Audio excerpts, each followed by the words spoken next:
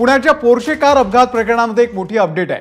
Porsche car प्रकरणामधल्या अल्पवयीन आरोपीच्या मानसिकतेवर देखील परिणाम होणं स्वाभाविक आहे असं हायकोर्टानं निरीक्षण नोंदवलेलं आहे। जामीन मिळाल्यानंतर बेकायदेशीररित्या या मुलाला बाल सुधारगृहामध्ये डांबलं असा आरोप करत मुलाच्या आत्यानं हायकोर्टामध्ये धाव घेतलेली आहे। त्यावरती आता सुनावणी पूर्ण करत कोर्टानं हा निकाल राखून ठेवलेला आहे। आता या प्रकरणावरती मंगळवारी सुनावणी होणार आहे। अल्पवयीन आरोपीला जामीन दिल्यानंतर कुठल्या प्रकारची कस्टडी दिली असा सवाल हायकोर्टानं केलेला आहे। राज्य सरकारनं केवळ कायदेशीर गुणवत्तेच्या मुद्द्यांवरती इथे युक्तिवाद करावा असं देखील न्यायमूर्ती भारती डांगरे यांनी बजावलेलं आहे। तर हायकोर्टानं सरकारला काय सवाल केले आपण पाहूया। अल्पवयीन आरोपीला जामीन दिल्यानंतर कुठल्या प्रकारची कस्टडी दिली? राज्य सरकार केवळ कायदेशीर गुणवत्तेच्या मुद्द्यांवरती त्यांनी युक्तिवाद करावा। या प्रकरणामध्ये कोर्टाने दिलेला जामीन रद्द करून घेण्याची गरज नव्हती।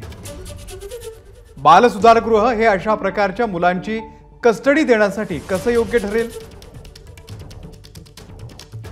त्या मुलावरती देखरेख ठेवण्यासाठी बाहेर कुणीच योग्य व्यक्ती नाही हे तुम्ही ठरवलं आहे का? जामीन दिलेल्या व्यक्तीला पुन्हा कोठडीमध्ये टाकलं नाही हे सिद्ध करा। 14 दिवसांच्या कोठडीमध्ये त्या मुलाला घरी जाण्याची मुभा दिली का?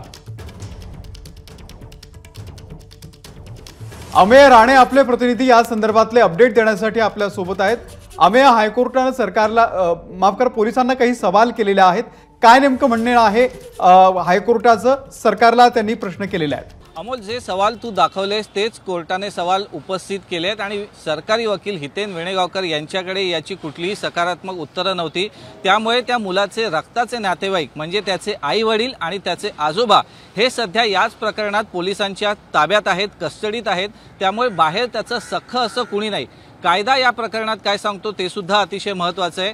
याचिकाकर्त्या ज्या त्याच्या आत्या आहेत, ज्या दिल्ली स्थित आहेत, पूजा जैन यांनी त्या मुलाच्या वतीनं हायकोर्टात याचिका दाखल केली आहे की जामिनावर असलेल्या त्या मुलाला पुन्हा कोठडीत डांबण्याचा किंवा पुन्हा ताब्यात घेण्याचा पोलिसांना कुठलाही अधिकार नाहीये।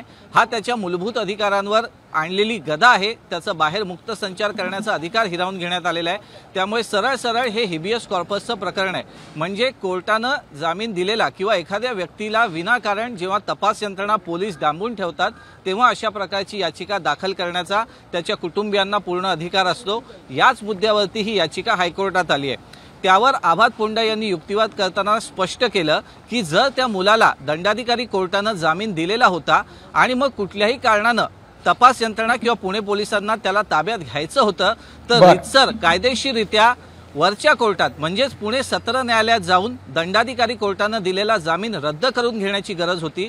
परंतु इथे तसं केलेलं नाहीये आणि थेट त्या मुलाच्या जीविताला धोका आहे किंवा बाहेर तो स्वतःचं काहीतरी बरं वाईट करून घेईल, तपासावर परिणाम करेल म्हणून आम्ही त्याला बाल सुधारगृहात पाठवलंय। हा त्यांचा दावा न पटण्यासारखा आहे असं सुद्धा कुठेतरी कोर्टाचं निरीक्षण होतं। येत्या मंगळवारी त्या मुलाची न्यायालयीन कोठडी संपते आणि त्याच दिवशी मुंबई उच्च न्यायालय या प्रकरणी आपला फैसला देणार आहे। त्यामुळे तो मुलगा अल्पवयीन आरोपी आता घरी जाणार की बाल सुधारगृहातच राहणार यावर हायकोर्ट येत्या मंगळवारी आपला फैसला देईल।